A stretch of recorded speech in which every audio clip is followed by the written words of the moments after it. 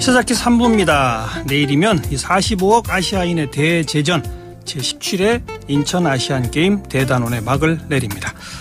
우리나라는 70개 넘는 금메달 획득하면서 애초 목표했던 종합순위 2위를 기록하게 됐는데 90개를 돌파해야 한다라고 하는 그 목표는 달성에 실패를 했습니다. 자, 오늘 시간에 아시안게임 좀 총정리해보고요.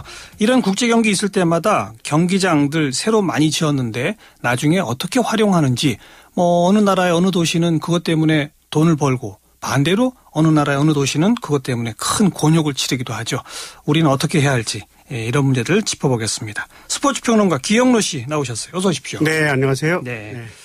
2위 그리고 70개 이상의 금메달 90개는 안 되는 거죠? 네, 90개는 지금 물 건너갔습니다. 기영로 씨 아시안게임 시작하기 전에 저희 방송에서 90개 돌파 충분히 가능하다 하셨는데 네. 틀리셨네. 네. 왜 틀리셨습니까? 가장 중요했던 게 역시 골프를 우리가 너무 믿었던 게 있고요. 4개를 다 딸 줄 알았어요. 우리가 안방에서 하고 또 아시아 무적이니까 하나에 그쳤습니다. 예. 그리고 이제 기초 종목과 기본 종목이 육상, 수영, 사격, 체조인데 예. 이 4개 종목에서 노 금메달입니다. 여기서 한 6, 7개 이상 봤어요. 사실 사격 이런 데 우리가 많이 따야 되는데. 예, 그러니까 육상, 수영, 체조, 역도. 역도. 예. 그러니까 육상에서 사격에서는 금메달이 있어요. 예, 많이 나왔죠. 체조 중에서 리듬 체조도 체조 중에 하나 아닌가요? 네, 그렇죠. 근데 이제 기계 체조를 말하는 거죠. 일반적인 예. 체조. 기계 체조. 전체에서 노 금메달이다. 예, 그러니까 육상 종목에서는 2개 정도는 봤거든요. 김덕현 선수의 멀리뛰기, 정순옥 선수의 멀리뛰기라든지 남자 400m 계주라든지 해서 2-3개 정도 봤는데 실패했고 수영도 박태환 선수를 포함해서 최소한 2개 봤거든요. 그렇죠. 이것도 실패했고 그리고 체조도 양학선 선수한테는 거의 떼놓은 당상이 됐는데 은메달에 그쳤고 부상 때문에. 그렇죠. 역도도 뭐 사지혁 선수한테는 바라지 않았지만 그래도 1-2개 봤거든요. 이런 식으로 해서 6, 7개가 차질이 생기는 바람에 골프까지 합해서 10개 정도가 이제 차질이 생겼던 거죠. 물론 우슈라든지 기대하지 않았던 종목에서 딴 것도 있습니다만 다른 종목에서 또 마이너스가 있었기 때문에 결정적으로 그 5종목에서 10개 정도 마이너스 된 게 이제 80개에 채 미치지 못하는 그런 결과가 나오고 있습니다. 예. 이번에 가장 두각을 나타낸 종목, 최다 메달을 딴 종목은 어디죠? 펜싱이라고 펜싱, 봐야겠죠. 12개 금메달 가운데 8개를 휩쓸었거든요. 그러니까 펜싱이 이제 2012년 런던 올림픽 때는 금메달 2개 포함해서 출전 선수 모두 메달을 땄기 때문에 그때 제가 런던 올림픽은 펜싱 올림픽이라고 이렇게 규정 지은 바 있습니다. 그리고 2010년 광저우 아시안 게임 때도 7개 금메달, 지금 12개입니다. 펜싱은. 그리고 지난 7월 달에 우리나라에서 있었던 아시아 펜싱 선수권 대회에서는 9개 금메달. 이번엔 또 8개를 휩쓸었어요. 뭐 역시 저는 4박자가 맞아떨어졌다고 보는데 가장 큰 건 역시 대기업의 투자죠. SK텔레콤에서 2004년부터 매년 4, 5억 원씩 투자하다가 최근 3, 4년 동안은 매년 20억 원씩 투자하고 있습니다. 지금까지 100억이 넘는 거죠. 그렇죠. 그리고 두 번째는 과학적인 훈련이죠. 역시 우리가 유럽이나 중국 선수들보다 체격 조건이 불리해요. 근데 펜싱은 칼을 길게 쓸 수가 없기 때문에 아무래도 불리합니다. 체격이 작으면 팔다리가 짧고 이걸 빠른 푸드웍 또 현란한 손놀림 이 2가지로 이제 극복을 하는 거거든요. 그다음에 세 번째는 우리나라 선수들의 엄청난 훈련량입니다. 제가 태능에서 항상 취재를 하거든요. 그러면 과거에는 핸드볼이 가장 많이 했어요. 여자 핸드볼이. 근데 지금은 펜싱도 핸드볼 못지않게 많이 해요. 그래요. 하루에 새벽 5시 반부터 9시까지 핸드폰을 만질 시간이 거의 없대요. 밤 9시까지요? 예. 이야. 15시간 정도 훈련. 엄청나고. 거기다가 이제 하필이면 남현희, 구봉길, 김지연 뭐 이런 식으로 해서 허준 이런 스타급 선수들이 7, 8명이 한꺼번에 태어났어요. 그러니까 그 4박자가 맞아떨어져서 리우 올림픽까지도 보장돼 있다 할 정도입니다. 최다 메달 그리고 효자 종목 이제 펜싱. 이번에는 두각을 보이지 않았지만 좀 가능성이 엿보인다. 저는 육상으로 보고 있습니다. 그래요? 예, 전멸했지만 노금인데. 예, 김병준 선수가 110m 허들에서 중국의 쉬 웬진 선수는 세계적인 선수거든요. 예. 류시양 선수의 대를 잇는 선수예요. 예. 이 선수한테는 졌습니다만 13초 43 한국 신기록 세우면서 저는 12초대 후반까지도 이 선수는 가능하다고 젊거든요. 육상에서 네. 금메달은 없지만 한국 신기록은 여러 개 나왔어요. 예, 한국 신기록 세우면서. 예. 그다음에 또 한 선수가 여호수아 선수인데 남자 200m에서 20초 82. 물론 이제 기록은 그렇게 좋은 건 아니에요. 과거에 장재근 선수가 20여 년 전에 20초 41. 네. 그게 한국 신기록이고 아시아 신기록은 20초 3. 세계 신기록은 19초 19 이렇게 되지만 이 선수도 이제 가능성보다는 이번에 가장 잘했다. 네. 왜냐하면 메인 스타디움이라고 하잖아요. 근데 네. 스타디움이라고 하지 않잖아요. 메인 중심이 되는. 그다음에 성화가 어디서 빛나요? 거기요. 예. 예. 그리고 여기서 저는 금메달이나 메달이 다른 데서 5, 6개, 10개보다는 전 가치가 없지는 않다고 봐요. 그럼요. 그러니까 메인 스타디움에서 모든 걸 해내야 됩니다. 그리고 그 다음에 가장- 부차적으로도 안 돼서 가장 기초 종목이기도 예, 하고. 그렇습니다. 여기서 우리도 이제 조금 좀 해보자. 근데 네. 가능성이 좀 보인다. 네. 그런 종목에서 가능성이 보여요. 물론 이제 남자 계주 400m에서 확실한 금메달이다. 4년 동안 프로젝트를 우리도 하겠다. 그게 이제 왜냐하면 일본을 벤치마킹 했었어요.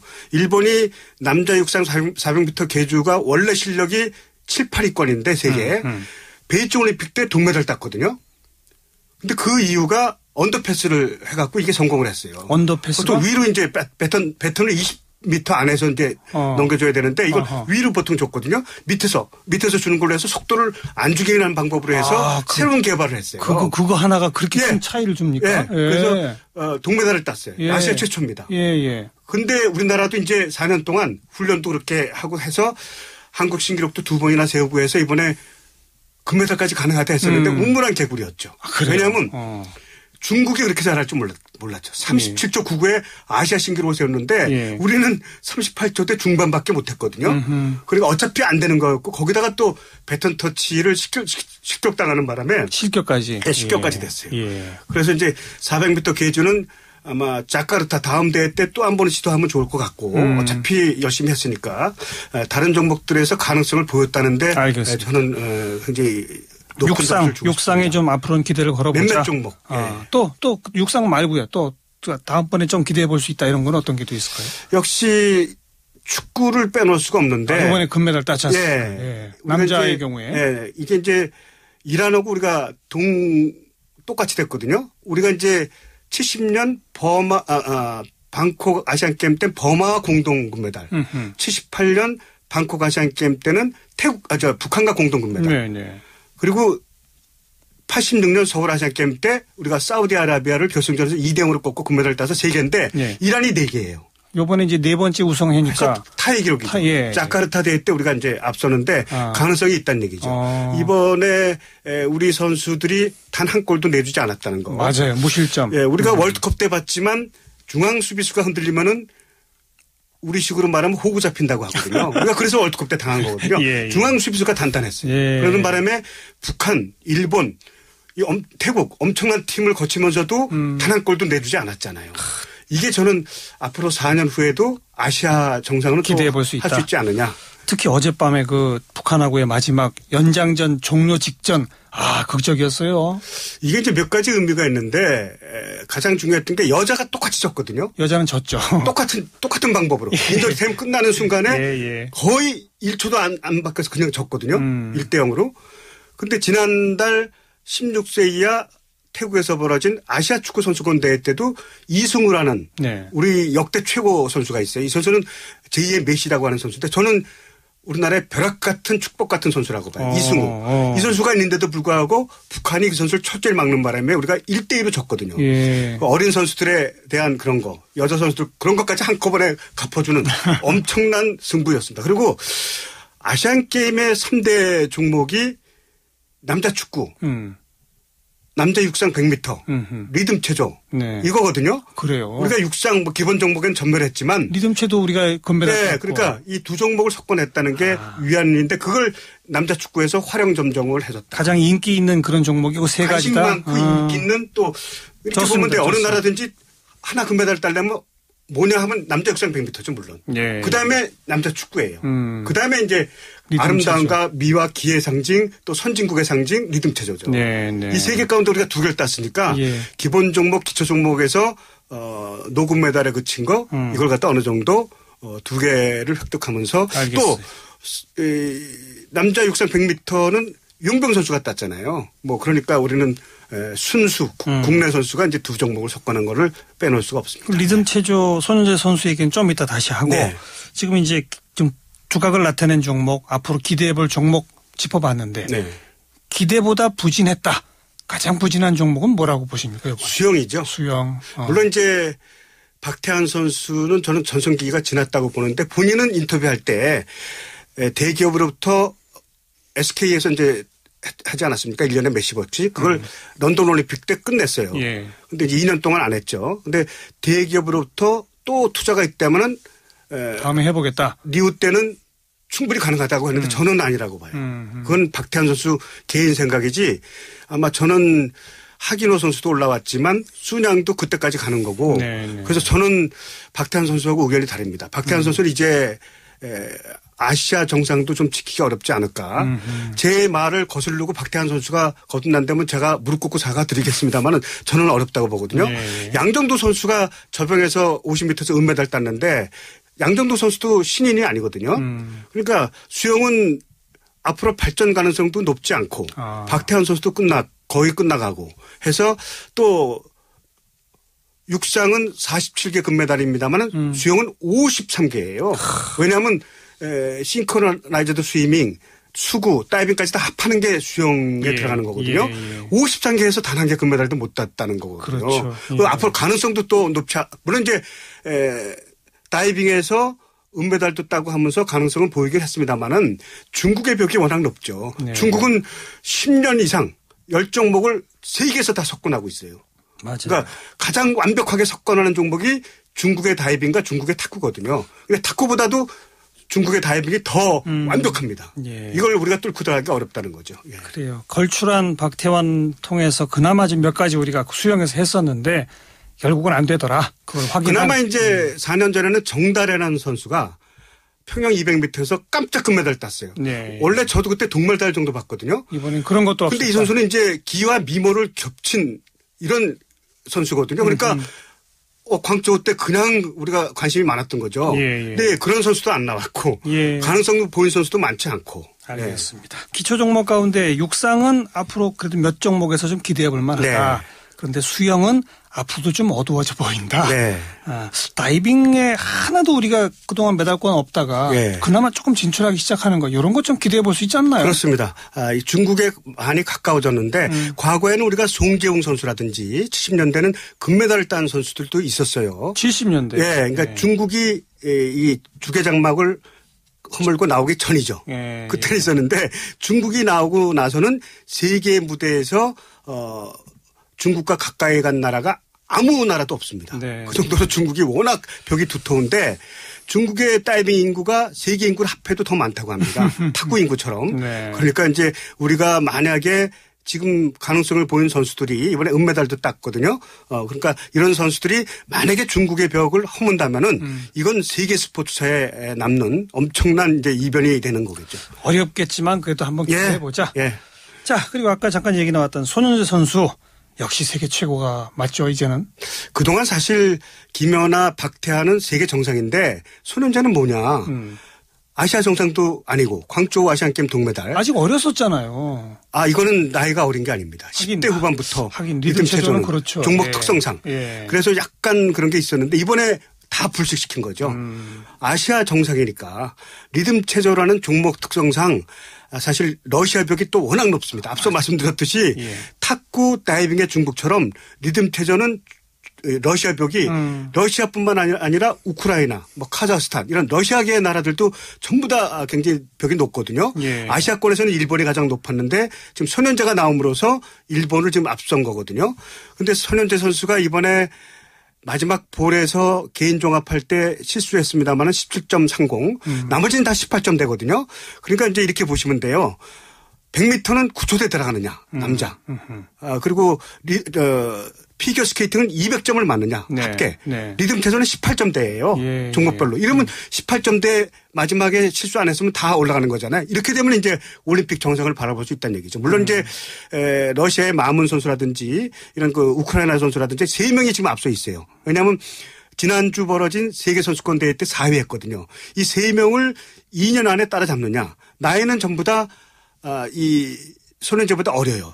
세계적인 선수들이 거의. 네. 하지만 소년제는 이제 절정에 다다라가고 있거든요. 아마 그렇죠. 제가 볼 때는 리우데자네이루 올림픽이 아마 절정이 아닐까. 오히려 4년 후 자카르타는 오히려 퇴족이. 예, 오히려 그렇게 될 것 같아서 아마 런던 올림픽 때, 리우데자네이루 올림픽 때는 한번 좋은 승부를 해볼 수 있는 알겠습니다. 그런 바탕을 마련했다 이번 대회에서. 아시아 최고고 이제 세계 최고를 향해 한번 네, 가보자. 충분히 가능성이 있습니다. 예. 한 선수만 더 짚어볼까요? 여자 마라톤 12위로 들어오긴 했지만 네. 들어오자마자 쓰러졌어요. 최보라 선수. 이름처럼 예쁜 선수예요. 뛰는 폼도 예쁘고 네. 아마 마라톤 사상 세계 마라톤 사상 가장 미녀 선수일 거예요. 그래서 더욱더 팬들이 많은데 안타깝게도 또 2시간 45분 04초로 들어오자마자 쓰러져서 들것이 실려 나갔거든요. 실려나갔죠. 최선을 다했다는 얘기죠. 네티즌들은 이번 아시안게임에서 유일하게 칭찬하고 싶은 선수가 최보라 선수다. 막 이렇게까지 평가하더라고요. 그 이제 배경을 보면 그렇게 이해하면 돼요. 워낙 이 선수가 1,500m로 시작해서 5,000m까지는 했어요. 근데 마라톤으로 전향한 게 3, 4년밖에 안 되거든요. 한 4, 5년, 5, 6년 돼야지 이제 물에 오르거든요. 예. 그러니까 이 선수의 절정은 이제 자카르타 아시안게임이다. 그렇군요. 앞으로 4년 후를 바라봐야 되는데 이제 91년생으로 나이도 있고 162에 41kg 그 체격 조건도 좋고 가벼워야 되거든요. 뭐 키는 문제가 전혀 되지 않습니다. 예. 그리고 이런 정신력 그리고 중거리 선수 출신이라는 거 이런 예. 것까지 모든 걸 감안하게 되면은 최보라 선수는 자카르타 대회에서는 메달권까지 가능하고 게다가 네. 이번에 확인시켜 준 것처럼 최선을 다하는 네. 그런 모습을 갖고 있다. 네, 김성은 선수와 함께 예. 이 최보라 선수도 충분히 가능성을 이번에 정신력만으로도 박수를 한번. 예, 드려요. 그렇습니다. 예. 자, 이번 아시안게임 모두 1조 7천억을 들여서 16군데 새로운 경기장들을 지었습니다. 네. 이 경기 끝난 후에 어떻게 활용할지 계획들이 좀 서 있습니까? 어때요? 49개 경기장이었거든요. 12개 경기장은 개보수를 했고 16개 경기장은 새로 지었습니다. 예. 새로 진 것 가운데 저는 가장 안타까운 게 주경기장 4,900억 들었거든요. 안 줘도 되는 거였어요. 원래 인천에 메인 스타디움이 2개 있었거든요. 서울에는 3개 있지만 이제 이번에 새로 지는 바람에 3개가 됐는데 네. 하나만 있으면 돼요. 지방 도시는 서울은 한 2개 있으면 되고. 왜 새로 지었죠? 이게 이제 시민들의 저건데 이제 큰 잔치 하는데 좀 더 키우자. 예, 정부에서는 짓지 말라. 4,900억이 더 들어갔어요. 그래서 이 경기장을 이제 3만석 정도는 이제 가변석으로 해서 없앨 겁니다. 그러고 나서 이제 여러 가지 스포츠라든지 쇼핑몰이라든지 극장이라든지 이런 다양한 복합 문화몰 비슷하게. 복합 문화 공간을 한다고 하는데 문제는 이게 벤치마킹하는 게 서울 월드컵 경기장이에요. 네. 상암동 월드컵 경기장은 우리가 10개를 그때 2002 한일 월드컵 때 졌는데 가장 성공 사례거든요. 가장 잘 되고 있어요. 여러 가지 스포츠 컴플렉스도 있고 뭐 쇼핑몰도 그래서 잘 되고 있는데 이게 그걸 갖다 벤치마킹 하겠다는 건데 지금 상암동은 잘 아시겠지만 주변에 아파트도 많고 공원도 있고 굉장히 주변이 좋아요 여건이. 근데 그쪽은 허허벌판이거든요. 아, 그게 문제군요. 예. 자동차를 타고 거기까지 가서 해야 되는 그런 건데 이 환경이 다르다는 얘기죠. 물론 이제 유정복 시장이 새로운 발표를 해서 또 그런 걸 하겠지만 여건이 다르다는 얘기죠. 주 경기장은 그렇고 예. 나머지 경기장들은 또 제일 중요한 게 강화도 고인돌 체육관이에요. 강화도 인구가 얼마나 되시는지 아세요? 10만도 안 돼요. 예. 강화도를 가려면 서울에서 2시간, 1시간 반 이렇게 걸려요. 거기다가 몇천 명이 들어가는 체육관을 만들었거든요. 태권도라든지 뭐 며칠 사용하려고 그 앞에 BMX 경기장은 아마 벌판이니까 어느 정도 활용 가치가 있다고 하더라도 바로 건너편에 있어요. 자전거 말이죠. 예. 묘기 자전거. 예. 그거는 뭐 제가 볼 때는 그냥 허물면 되니까 벌판이 되니까 활용 가치가 있는데 이건 체육관 아니에요. 체육관을 그렇게 만들었다는 것은 앞으로 이제 활용 뭐 어떻게 하겠다는 건 있죠. 뭐 강화도 주민들. 근데 너무 멀리 떨어졌다는 얘기죠. 예. 이게 서울이라든지 인천에서도. 그래서 그 체육관이 저는 굉장히 걱정돼요. 예, 오히려 그냥 인하대학교 안에 예를 들면 그런 안에 세워서 그 대학이 활용하도록 했으면 서울올림픽 때 그랬거든요. 다 그 입지가 예. 문제로. 예, 다들 그렇습니다. 예. 그래서 성공적인 사례는 부산 아시안 게임 훈행 후에 예. 거기 각종 경기장들은 그래도 좀 수익을 창출하고 예, 있어요. 맞습니다. 예, 하고 있습니다. 그리고 예. 국제적으로 보면은 동계올림픽 올해 치른 그 소치 같은 경우도 소치는 완전히 분리가 됐었거든요. 예. 설상 종목과 빙상 종목. 예. 설상 종목도 전부 다 관광지로 다 하는 거고 빙상 종목은 여러 가지로 다 활용 가치가 있어요. 예를 들어서 아이스하키 같은 거 또 컬링 같은 경기장은 조립식으로 줘서 완전히 부숴갖고 딴 데로 옮겼어요 벌써. 그 다른 경기장도 전부 다 스포츠 컴플렉스. 조립식. 예. 그런 식으로 우리도 이제 물론 인천 아시안 게임도 역도 경기장 같은 거는 조립식인데 이 소치는 성공 사례입니다 완전히. 왜냐하면 원래 설상과 빙상 종목을 나눠서 하면서 하나는 관광 쪽, 하나는 스포츠 컴플렉스라든지 여러 가지 다목적으로 활용할 계획을 해놓고 나서 예. 그 경기를 유치하고 다 끝냈고 지금 현재 활용하고 있거든요. 그렇죠.